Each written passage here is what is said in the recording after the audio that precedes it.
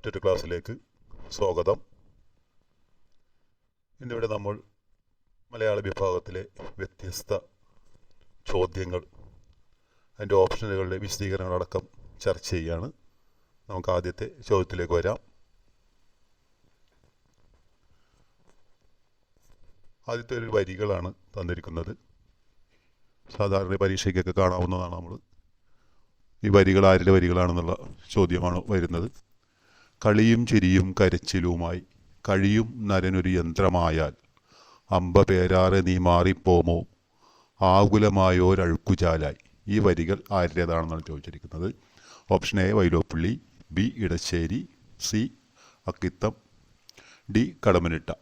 വളരെ പ്രശസ്തമായിട്ടുള്ള വരിയാണ്. ഇടശ്ശേരിയുടെ ഉത്തരം ബി ആണ്. ഇടശ്ശേരിയുടെ കുറ്റിപ്പുറം പാലം എന്ന പ്രസിദ്ധമായൊരു കവിതയിലെ വരിയാണിത്. മലയാളത്തിലെ ആദ്യത്തെ പാരിസ്ഥിതിക കവിത എന്നുള്ള വിശേഷണമുള്ള കുറ്റിപ്പുറം പാലത്തിലെ ഒരു വരിയാണിത്. പ്രകൃതിയുടെ കവി എന്നല്ല അറിയപ്പെടുന്ന, അല്ലെങ്കിൽ ശക്തിയുടെ കവി എന്നൊക്കെ അറിയപ്പെടുന്ന ഇടശ്ശേരിയുടെ ഈ വരികൾ പലപ്പോഴും ചോദിച്ചിട്ടുള്ളതാണ്. മറ്റു ഓപ്ഷനുകൾ നമുക്ക് നോക്കാം. പിന്നെ ഉള്ളത് വൈലോപ്പിള്ളിയാണ്. വൈലോപ്പിള്ളിയുടെ പലപ്പോഴും ചോദിക്കാറുള്ളൊരു വരിയാണ്. ഹാ വിജീഗീഷു മൃത്യുവിനാമോ ജീവിതത്തിൻ കൊടിപ്പടം താഴ്ത്താൻ എന്നൊരു വരി പലപ്പോഴും ചോദിച്ചിട്ടുള്ളതാണ്. അക്കിത്തത്തിൻ്റെ വെളിച്ചം ദുഃഖമാണുണ്ണി തമസല്ലോ സുഖപ്രദം എന്ന വരികളും അക്കിത്തത്തിൻ്റെ ചോദിക്കാറുണ്ട്. കടമ്മനിട്ടയുടെ നിങ്ങൾ ഓർക്കുക നിങ്ങളെങ്ങനെ നിങ്ങളായെന്ന്, നിങ്ങളെൻ്റെ കറുത്ത മക്കളെ ചുട്ടു നിന്നില്ലേ, നിങ്ങളവരുടെ കറുത്ത കണ്ണുകൾ ചൂഴ്ന്നെടുത്തില്ലേ. ഈ വരിയൊക്കെ കടമ്മനിട്ടയും ചോദിക്കാറുള്ളതാണ്. അപ്പോൾ ഇതിൻ്റെ ഉത്തരം ബി ഇടശ്ശേരി. അടുത്ത ചോദ്യത്തിലേക്ക് വരുന്നതിന് മുമ്പ് ഇടശ്ശേരിയുടെ ഒന്ന് രണ്ട് വരികളും കൂടി പരിചയപ്പെടുത്തുന്നതാണ്. കുഴിവെട്ടി മൂടുക വേദനകൾ, കുതികൊള്ളുക ശക്തിയിലേക്ക് നമ്മൾ. ഇടശ്ശേരിയുടെ പ്രസിദ്ധമായ വരികൾ പണിമുടക്കം എന്ന കവിതയിലേതാണ്. മറ്റൊന്ന് അധികാരം കൊയ്യണം ആദ്യം അതിനുമേലാവട്ടെ പൊന്നാരിൻ. ഇതും ഇടശ്ശേരിയുടെ തന്നെയാണിത്. ഇത് പുത്തൻ കലവും അരിവാളും എന്ന അദ്ദേഹത്തിൻ്റെ മറ്റൊരു കവിതയിലെ വരികളാണ്. ആത്മകഥാ വിഭാഗത്തിൽ നിന്നുള്ളതാണ് അടുത്ത ചോദ്യം. ഇത്തരം പരീക്ഷകളിൽ ഈ ആത്മകഥാ വിഭാഗത്തിൽ നിന്ന് ചോദ്യങ്ങൾ സാധാരണ നമ്മൾ കണ്ടുവരാറുള്ളതാണ്. ഇവിടെ ഓർമ്മകളുടെ നാട്ടിൽ ആരുടെ ആത്മകഥയാണെന്നുള്ളതാണ്. Option A Thakazhi, B Basheer, C Puthenkavu Mathan Tharakan, D G Sankarakurup. ഇവിടെ ഉത്തരം വരുന്നത് ഓപ്ഷൻ സി ആണ്, പുത്തൻകാവ് മാത്തൻ തരകൻ. മഹാകവി പുത്തൻകാവ് മാത്തൻ തരകൻ എന്ന അദ്ദേഹത്തെ വിശേഷിപ്പിക്കുന്നത്. ആധുനിക കാലത്ത് അദ്ദേഹം ഒരു വിശ്വദീപം എന്നൊരു മഹാകാവ്യം രചിച്ചിട്ടുള്ളൊരു കവി കൂടിയാണ്. ഇവിടെ ഒരു പ്രത്യേകതയുള്ളത് ഈ ഓർമ്മകളുടെ എന്ന് തുടങ്ങുന്ന രീതിയിലുള്ള ധാരാളം ആത്മകഥകളുണ്ട്. നമുക്ക് ഒറ്റ നോട്ടത്തിൽ ചെറിയ വ്യത്യാസത്തിൽ മാത്രം മനസ്സിലാക്കാവുന്ന ചില ആത്മകഥകൾ കൂടി ഇവിടെ പരിചയപ്പെടുത്തുകയാണ്. ഓർമ്മയുടെ തീരങ്ങളിൽ തകഴി, ഓർമ്മയുടെ ഓളങ്ങളിൽ ജി ശങ്കരക്കുറുപ്പ്, ഓർമ്മയുടെ അറകൾ ബഷീർ, ഓർമ്മകളുടെ കഥ എൻ ഗോവിന്ദൻകുട്ടി, ഓർമ്മകളുടെ നിറങ്ങൾ തെരുവത്ത് രാമൻ, ഓർമ്മകളുടെ വിരുന്ന് വി കെ മാധവൻകുട്ടി, ഓർമ്മയിലെ പച്ചകൾ കലാമണ്ഡലം ഗോപി, ഓർമ്മകളുടെ കുടമാറ്റം സത്യൻ അന്തിക്കാട്. അപ്പോൾ ഇങ്ങനെ ഓർമ്മകളുടെ എന്ന് തുടങ്ങുന്ന ചെറിയ വ്യത്യാസത്തോടെയുള്ള കുറേ ആത്മകഥകളാണ് ഇതെല്ലാം. അപ്പോൾ ഇതിൽ ചെറിയ വ്യത്യാസങ്ങൾ മനസ്സിലാക്കിക്കൊണ്ടതിന് അതിൻ്റെ വ്യത്യാസങ്ങൾ തിരിച്ചറിയാം. മറ്റൊന്ന് ഭാഷയെക്കുറിച്ചുള്ളതാണ്.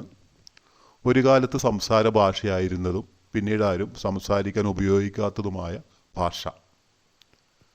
ഓപ്ഷൻ ആചാരഭാഷ, ഓപ്ഷൻ ബി മാനക ഭാഷ, ഓപ്ഷൻ സി നാനം മോനം, ഓപ്ഷൻ ഡി മൃതഭാഷ.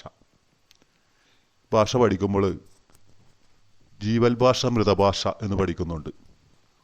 നിരന്തരം സംസാരിച്ചുകൊണ്ടിരിക്കുന്നതും മാറ്റത്തിന് വിധേയമായിക്കൊണ്ടിരിക്കുന്നതുമായ ഭാഷയാണ് ജീവൽ ഭാഷ. ഒരു കാലത്ത് സംസാര ഭാഷയായിരുന്നതും പിന്നീട് ആരും സംസാരിക്കാൻ ഉപയോഗിക്കാത്തതുമായി കൃതികളിൽ ഒതുങ്ങിപ്പോയ ഭാഷ എന്ന് പറയുന്നതാണ് മൃതഭാഷ. അപ്പോൾ ഇവിടെ ഉത്തരം വരുന്നത് ഓപ്ഷൻ ഡി ആണ്, മൃതഭാഷ. മൃതഭാഷയ്ക്ക് ഉദാഹരണം എന്ന രീതിയിലും ഈ ചോദ്യം കാണാറുണ്ട്. മൃതഭാഷയ്ക്ക് ഉദാഹരണം എന്ന രീതിയിൽ നമ്മൾ പ്രധാനമായിട്ടും പറയുന്നത് സംസ്കൃതവും ലാറ്റിനുമാണ് മൃതഭാഷയ്ക്ക് ഉദാഹരണ രീതിയിൽ നമ്മൾ പഠിച്ചിട്ടുള്ളത്. ആചാരഭാഷ സാമൂഹ്യ ആചാരങ്ങളായിട്ട് ബന്ധപ്പെട്ടതാണ്. മാനകഭാഷ എന്ന് പറഞ്ഞു കഴിഞ്ഞാൽ ഭാഷാഭേദങ്ങളില്ലാത്ത ഭാഷയാണ് മാനക ഭാഷ എന്ന് പറയുന്നത്. സ്റ്റാൻഡേർഡ് ലാംഗ്വേജ് എന്ന് നമ്മൾ പറയുന്നത്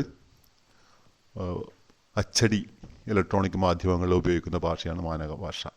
നാനം മോനം കേരളത്തിൻ്റെ പ്രാചീന ലിപികളെക്കുറിച്ച് പഠിക്കുമ്പോഴാണ് വട്ടെഴുത്ത്, കോലെഴുത്ത്, മലയാണ്മയൊക്കെ പഠിക്കുന്നത്. അതിൽ ഈ വട്ടെഴുത്തിന് ചില ദേശങ്ങളിൽ പറഞ്ഞിരുന്ന പേരാണ് നാനം മോനം എന്നുള്ളത്. അടുത്ത ചോദ്യം അവാർഡാണ്. വള്ളത്തോൾ പുരസ്കാരം ആദ്യം ലഭിച്ചത് ആർക്കെന്നാണ്? Option A Sooranad Kunjanpillai, option B G Sankarakurup, option C Vennikulam Gopalakurup, option D Pala Narayanan Nair. Kerala സർക്കാർ നൽകി വരുന്ന പ്രശസ്തമായിട്ടുള്ള 2 പുരസ്കാരങ്ങളാണ് എഴുത്തച്ഛൻ പുരസ്കാരവും വള്ളത്തോൾ പുരസ്കാരവും. ഇതിൻ്റെ ഉത്തരം ഓപ്ഷൻ ഡി ആണ്. പാല നാരായണൻ നായരാണ് അതിൻ്റെ ഉത്തരം വരുന്നത്. മറ്റു ഓപ്ഷനുകൾ നോക്കിക്കഴിഞ്ഞാൽ ശൂരനാട് കുഞ്ഞമ്പിള്ള, എഴുത്തച്ഛൻ പുരസ്കാരം ആദ്യമായി നേടിയത് ശൂരനാട് കുഞ്ഞമ്പിള്ളയാണ്. മറ്റൊരു പ്രത്യേകത, എഴുത്തച്ഛൻ പുരസ്കാരം നേടിയ ആദ്യ നോവലിസ്റ്റ് എന്നൊരു ചോദ്യമുണ്ട്. എഴുത്തച്ഛൻ പുരസ്കാരം നേടിയ ആദ്യ നോവലിസ്റ്റ് എന്നാണ് ചോദിക്കുന്നതെങ്കിൽ അത് തകഴിയാണ്. ശൂരനാട് കുഞ്ഞമ്പിള്ളയ്ക്ക് ശേഷം തൊട്ടടുത്ത വർഷം തകഴിക്കാണ് കിട്ടിയത്. ഓപ്ഷനിലുണ്ടായ മറ്റൊരാൾ ജി ശങ്കരക്കുറുപ്പാണ്. ശങ്കരക്കുറുപ്പ് നമുക്കറിയാം, പ്രഥമ ജ്ഞാനപീഠ പുരസ്കാരം നേടിയ കവി. അതുകൂടാതെ തന്നെ കേന്ദ്ര സാഹിത്യ അക്കാദമി അവാർഡ് ആദ്യമായി നേടിയ മലയാള കവി അദ്ദേഹമാണ്. അദ്ദേഹത്തിൻ്റെ വിശ്വദർശനം എന്ന കവിതയ്ക്കാണ് 1963 കവിതയ്ക്കുള്ള കേന്ദ്ര സാഹിത്യ അക്കാദമി അവാർഡ് ആദ്യം നമ്മുടെ ഭാഷയ്ക്ക് കിട്ടുന്നത്. അപ്പോൾ അവിടെ ശങ്കരക്കുറുപ്പ് മാഷ് ജ്ഞാനപീഠ പ്രഥമ ജ്ഞാനപീഠ പുരസ്കാരം നേടിയ കവി. മറ്റൊന്ന് കേന്ദ്ര സാഹിത്യ അക്കാദമി അവാർഡ് നേടിയ ആദ്യ മലയാള കവി എന്ന നിലയിൽ അദ്ദേഹത്തെ ഓർത്തിരിക്കുക. മറ്റൊരു ഓപ്ഷൻ ഉണ്ടായിരുന്നത് വെണ്ണിക്കുളം ഗോപാലക്കുറുപ്പാണ്. വെണ്ണിക്കുളം ഗോപാലക്കുറുപ്പ് ഓടക്കുഴൽ അവാർഡ് നേടിയ ആദ്യ മലയാളി. അദ്ദേഹത്തെ അങ്ങനെയാണ് നമ്മൾ പരിചയപ്പെടുന്നത്. ഓടക്കുഴൽ അവാർഡ് നമ്മൾ മറ്റൊരു ക്ലാസ്സിൽ മറ്റൊരു വീഡിയോയിൽ നമ്മൾ അതിനെക്കുറിച്ച് വിശദമായി പറഞ്ഞിട്ടുള്ളതാണ്.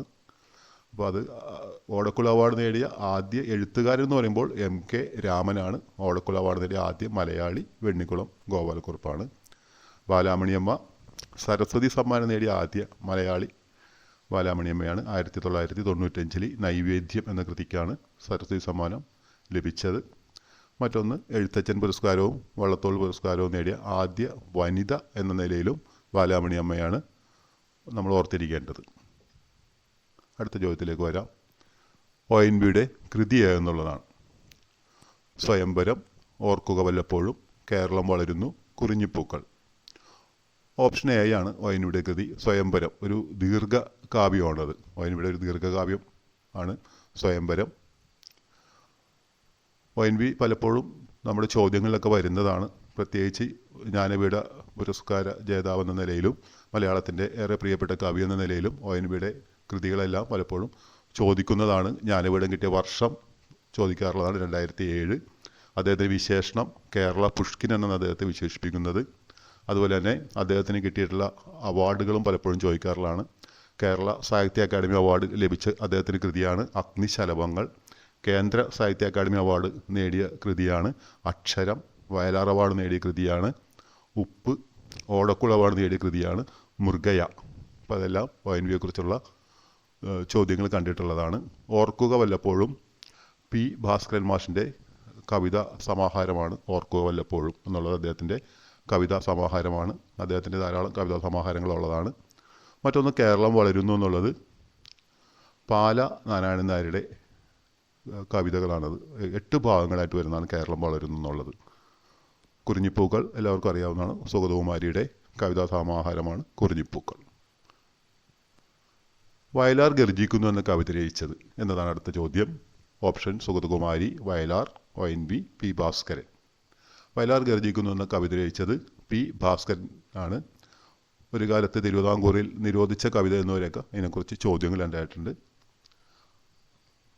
മറ്റൊന്ന് വയലാർ, ONV, P ഭാസ്കരൻ. ഈ 3 പേരെയും അറിയപ്പെടുന്നത് മാറ്റുലി കവികൾ എന്നാണ് അറിയപ്പെടുന്നത്. മലയാളത്തിൻ്റെ മാറ്റുലി കവികൾ എന്നറിയപ്പെടുന്നവരാണ് വയലാർ, ONV, P ഭാസ്കരൻ. അപ്പോൾ വയലാർ ഗർജിക്കുന്നു എന്ന കവിത രചിച്ചതിൻ്റെ ഉത്തരം ഓപ്ഷൻ ഡി P ഭാസ്കരനാണ്. വയലാർ, ONV, P ഭാസ്കരൻ എന്നിവർ അറിയപ്പെടുന്നത് മലയാളത്തിൻ്റെ മാറ്റുലി കവികൾ എന്നാണ്.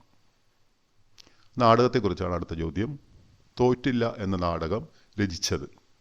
ഇവിടെ ചോദിച്ചിരിക്കുന്ന നാടകത്തിൻ്റെ ഒരു സവിശേഷത നാടകൃത്തുക്കൾ എന്ന നിലയിൽ പ്രശസ്തരല്ലാത്ത അവരാണ് മറ്റ് സാഹിത്യ മേഖലകളിൽ പ്രശസ്തമായ രീതിയിൽ രചന നടത്തിക്കൊണ്ടിരിക്കുന്നവരുടെ നാടകം എന്ന നിലയിലാണ് ഇവിടെ ഈ ചോദ്യം വന്നിട്ടുള്ളത്. അതിൽ ഒരാൾ തോപ്പിൽ ഭാസി നാടക മേഖലയിൽ തന്നെ പ്രശസ്തനാണ്. മറ്റുള്ളവർ ബഷീർ, തകഴി, കേശവദേവെല്ലാം നാടകത്തെക്കാൾ കൂടുതൽ മറ്റ് സാഹിത്യ വിഭാഗങ്ങളിൽ പ്രശസ്തരായിട്ടുള്ളവരാണ്. ഇപ്പോൾ തോറ്റില്ല എന്ന നാടകം രചിച്ചത് തകഴിയാണ്. അതിൻ്റെ ഉത്തരം വരുന്നത് ഓപ്ഷൻ ബി ആണ്. തകഴിയാണ് അതിൻ്റെ ഉത്തരം വരുന്നത്. ബഷീറിൻ്റെ നാടകമാണ് കഥാബീജം എന്ന നാടകം. അത് ബഷീറിൻ്റെയാണ് കഥാബീജം. കേശവദേവ് രചിച്ച നാടകങ്ങളാണ് പ്രധാനമന്ത്രി, ഞാനിപ്പോൾ കമ്മ്യൂണിസ്റ്റാവും, മുന്നോട്ട്, യാചകി, നാടകൃത്ത്. ഇതെല്ലാം പി കേശവദേവിൻ്റെ നാടകങ്ങളാണ്. തോപ്പിൽ ഭാസിയുടെ പ്രശസ്തമായിട്ടുള്ള നാടകമാണ് നിങ്ങളെന്നെ കമ്മ്യൂണിസ്റ്റാക്കി, സർവേക്കല്ല്, മൂലധനം, അശ്വമേധം, മുടിയനായ പുത്രൻ. ധാരാളം നാടകങ്ങൾ അദ്ദേഹത്തിൻ്റെ ഒരു നാടകൃത്ത് എന്ന നിലയിലും സിനിമാ തിരക്കഥാകൃത്ത് എന്ന നിലയിലും നാടക സംവിധാനം എന്ന നിലയിലൊക്കെ അത് വളരെ പ്രശസ്തനായ വ്യക്തിയാണ് തോപ്പിൽ ഭാസി. ധാരാളം നാടകം അദ്ദേഹത്തിൻ്റെ പ്രശസ്തമായിട്ടുള്ള നാടകങ്ങൾ ധാരാളമുണ്ട്. കുമാരാശാൻ രചിച്ച നാടകമാണ് വിചിത്ര വിജയം എന്ന നാടകം. ആശാൻ രചിച്ചതാണ്. ഉള്ളൂർ രചിച്ച നാടകമാണ് അമ്പ എന്ന നാടകം. ഉള്ളൂരിൻ്റേതാണ്. നാടക രചനയിലെ മറ്റ് പ്രശസ്തരായിട്ടുള്ളവർ ഒന്ന് ഇടശ്ശേരിയാണ്. ഇടശ്ശേരിയുടെ കൂട്ടുകൃഷി എന്ന നാടകം പലപ്പോഴും ചോദിച്ചിട്ടുള്ളതാണ്. കൂട്ടുകൃഷി എന്ന നാടകം. അതുകൂടാതെ എണ്ണിച്ചുട്ട അപ്പം, അതും ഇടശ്ശേരിയുടേതാണ്. കളിയും ചിരിയും, അതും ഇടശ്ശേരിയുടെ നാടകം തന്നെയാണ്. മറ്റൊരു നാടകമാണ് ഗോപുരനടയിൽ. മലയാളത്തിൻ്റെ സുഹൃതം എന്നെല്ലാം നമ്മൾ വിശേഷിപ്പിക്കുന്ന MD വാസുദേവൻ നായരുടെ നാടകമാണ് ഗോപുരനടയിൽ. അദ്ദേഹത്തിന് കേരള സാഹിത്യ അക്കാദമി അവാർഡ് നേടിക്കൊടുത്തൊരു നാടകം കൂടിയാണ് ഗോപുരനടയിൽ. ഒരുപാട് പ്രാവശ്യം ചോദിച്ചിട്ടുള്ളൊരു ചോദ്യമാണത്. സച്ചിദാനന്ദൻ രചിച്ചിട്ടുള്ള നാടകമാണ് ഗാന്ധി, ശക്തൻ തമ്പുരാൻ എന്നിവ. ഗാന്ധിയും അതുപോലെ തന്നെ അദ്ദേഹത്തിന് കേരള സാഹിത്യ അക്കാദമി അവാർഡ്, സച്ചിദാനന്ദന് കേരള സാഹിത്യ അക്കാദമി അവാർഡ് നേടിക്കൊടുത്ത നാടകം എന്നൊരു ചോദ്യമുണ്ട്. അത് ഗാന്ധിയാണ് അദ്ദേഹത്തിന് അവാർഡ് എന്ന നാടകമാണ് അദ്ദേഹത്തിന് അവാർഡ് നേടിക്കൊടുത്തത്. G. ശങ്കരക്കുറുപ്പിൻ്റെ നാടകമാണ് വിമല എന്നുള്ളത്. പ്രശസ്ത സംവിധായകനായ അടൂർ ഗോപാലകൃഷ്ണൻ്റെ നാടകങ്ങളാണ് വൈകി വന്ന വെളിച്ചം, നിന്റെ രാജ്യം വരുന്നു എന്നിവ അടൂർ ഗോപാലകൃഷ്ണൻ്റെ നാടകങ്ങളാണ്. CJ തോമസ് മലയാള നാടക ചരിത്രത്തിൽ തന്നെ വളരെ വ്യക്തിമുദ്ര പതിപ്പിച്ചൊരു വ്യക്തിയാണ്. അല്ലെങ്കിൽ വ്യത്യസ്തമായ നാടകങ്ങൾ കൊണ്ട് മലയാള നാടകവേദിയിൽ അടയാളം സൃഷ്ടിച്ച ഒരാളാണ് CJ എന്നറിയപ്പെടുന്ന CJ തോമസ്. അദ്ദേഹത്തിൻ്റെ പ്രശസ്തമായ നാടകങ്ങളാണ് ആ മനുഷ്യൻ, നീ തന്നെ, അവൻ വീണ്ടും വരുന്നു, ശലോമി, 1128 ക്രൈം 27. ഇതെല്ലാം CJ തോമസിൻ്റെ നാടകങ്ങളാണ്. അടുത്ത ആട്ടക്കഥ വിഭാഗത്തിലെ ചോദ്യമാണത്. കല്യാണ സൗഗന്ധികം ആട്ടക്കഥ രചിച്ചതായിരുന്നുള്ളതാണത്. Option A Kunchan Nambiar, B Unnayi Warrier, C Kottayathu തമ്പുരാൻ, ഇരയിമ്മൻ തമ്പി. ഇങ്ങനെ ഈ കൃതികൾ വരുമ്പോൾ പ്രത്യേകം ശ്രദ്ധിക്കേണ്ടത് ഒരു കൃതി ഏത് വിഭാഗത്തിൽ വരുന്നു എന്നനുസരിച്ചാണ് അതിൻ്റെ ഉത്തരം പോകുന്നത്. ഇപ്പോൾ കല്യാണ സൗഗന്ധികം ആട്ടക്കഥ എന്നുള്ള ചോദ്യം വരുമ്പോൾ ആട്ടക്കഥ രചിച്ചത് കോട്ടയത്ത് തമ്പുരാനാണ്. അപ്പോൾ അതിൻ്റെ ഉത്തരം ഓപ്ഷൻ C ആണ്. കോട്ടയത്ത് തമ്പുരാൻ അതിൻ്റെ ആട്ടക്കഥ രചിച്ചത്. തമ്പുരാൻ്റെ 4 കഥകളെ, കോട്ടയത്ത് തമ്പുരാൻ്റെ 4 കഥകളെ അറിയപ്പെടുന്നത് കോട്ടം വിട്ടൊരു കോട്ടയം കഥകൾ എന്നാണ് അദ്ദേഹത്തിൻ്റെ 4 കഥകൾ അറിയപ്പെടുന്നത്. ഭഗവതം, കിർമീരവധം, നിവാദ കവച കാലകേയവധം എന്നിവയാണ് അദ്ദേഹത്തിൻ്റെ മറ്റ് 3 എണ്ണം. അപ്പോൾ അത് കല്യാണ സൗഗന്ധികന് കൂട്ടിയിട്ട് 4 ആട്ടക്കഥകളാണ് തമ്പുരാൻ്റെ ഉള്ളത്. നളചരിതം ഉണ്ണായി വാര്യരുടെയാണ്. കേരള ശാകുന്തളം എന്നെല്ലാം ജോസഫ് മുണ്ടശ്ശേരി മാഷ് വിശേഷിപ്പിച്ചിട്ടുള്ള നളചരിതം രചിച്ചത് ഉണ്ണായി വാര്യരാണ്. നളചരിതം ആട്ടക്കഥ രചിച്ചത് ഉണ്ണായി വാര്യരാണ്. ഉത്തരാസ്വയംവരം, ദക്ഷയാഗം, കീചകവധം ഇതെല്ലാം രചിച്ചത് ഇരയിമ്മൻ തമ്പിയാണ്. ഇരയിമ്മൻ തമ്പിയെക്കുറിച്ച് ധാരാളം ചോദ്യങ്ങൾ വേറെ വരാറുണ്ട്. ഓമനത്തിങ്കൾ കിടാവോ എന്ന താരാട്ടുപാട്ട് രചിച്ച കവി, കരുണ ചെയ്യാനെന്ത് താമസം കൃഷ്ണ എന്ന കീർത്തനം രചിച്ച കവി, അതുപോലെ തന്നെ വീരവിരാട കുമാര വിഭോ എന്ന കുമ്മിപ്പാട്ട് രചിച്ച കവി. ഇങ്ങനെ ധാരാളം ചോദ്യങ്ങൾ ഇരയിമ്മൻ തമ്പിയെക്കുറിച്ച് കണ്ടിട്ടുള്ളതാണ്. അപ്പോൾ അതും കൂടി ഓർത്തിരിക്കുക. ഒന്നാണ് കല്യാണ സൗഗന്ധികം തുള്ളൽ. അതാണ് കല്യാണ സൗഗന്ധികം തുള്ളൽ രചിച്ചതാണ് കുഞ്ചൻ നമ്പ്യാർ. ഇവിടെ കല്യാണ സൗഗന്ധികം ആട്ടക്കഥയായിരുന്നു നമ്മുടെ ചോദ്യം. അതാണ് അവർ ചോദ്യത്തിലുള്ളൊരു വ്യത്യാസം. അപ്പോൾ കല്യാണ സൗഗന്ധികം തുള്ളൽ, അത് ശീതങ്കൻ തുള്ളലാണ് ഇതിൻ്റെ ഒരു പ്രത്യേകത. കുഞ്ചൻ നമ്പ്യാരുടെ ആദ്യ കൃതിയും പ്രധാന കൃതിയും ഇതുതന്നെയാണ്. അടുത്ത ചോദ്യത്തിലേക്ക് വരാം. മുത്തശ്ശി എന്ന പേരിൽ നോവലും കവിതാ സമാഹാരവും രചിച്ച 2 പേർ ആരെല്ലാമാണെന്നാണ്. മുത്തശ്ശി എന്ന പേരിൽ നോവലും കവിതാ സമാഹാരവും രചിച്ച 2 പേർ. Option A SK Pottekkatt, Vyloppilli. Option B Muttathu Varkey, Balamaniamma. Option C Cherukad, Sugathakumari. Option D Cherukad Balamaniamma. ഉത്തരം ഓപ്ഷൻ ഡി ആണ്. ചെറുകാടും ബാലാമണിയമ്മയുമാണ് അതിന് ഉത്തരം വരുന്നത്. ചെറുകാടിൻ്റെ പ്രശസ്തമായിട്ടുള്ള അദ്ദേഹത്തിൻ്റെ നോവലുകളിൽ വളരെ പ്രധാനപ്പെട്ട ചെറുകാട് ഗോവിന്ദ പിഷാരടി അദ്ദേഹത്തിൻ്റെ പ്രധാനപ്പെട്ട നോവലിലൊന്നാണ് മുത്തശ്ശി എന്ന നോവൽ. ഈ നോവലിൻ്റെ സവിശേഷത വടക്കേ മലബാറിലെ അധ്യാപക പ്രസ്ഥാനത്തിൻ്റെ അതിൻ്റെ ആ രൂപപ്പെടലും പിന്നീട് അതിൻ്റെ ക്രമാനുഗതമായ വളർച്ചയും ആ രാഷ്ട്രീയ പശ്ചാത്തലവും എല്ലാം വിശദീകരിക്കുന്ന ഒരു നോവലാണ് ചെറുകാടിൻ്റെ മുത്തശ്ശി. ബാലാമണിയമ്മയുടെ പ്രശസ്തമായ കവിതാ സമാഹാരത്തിൻ്റെ പേരും മുത്തശ്ശി എന്ന് തന്നെയാണ്. ബാലാമണിയമ്മയ്ക്ക് 1963 കേരള സാഹിത്യ അക്കാദമി അവാർഡും 1965 കേന്ദ്ര സാഹിത്യ അക്കാദമി അവാർഡും നേടിക്കൊടുത്തൊരു കൃതി കൂടിയാണ് മുത്തശ്ശി എന്ന കവിതാ സമാഹാരം.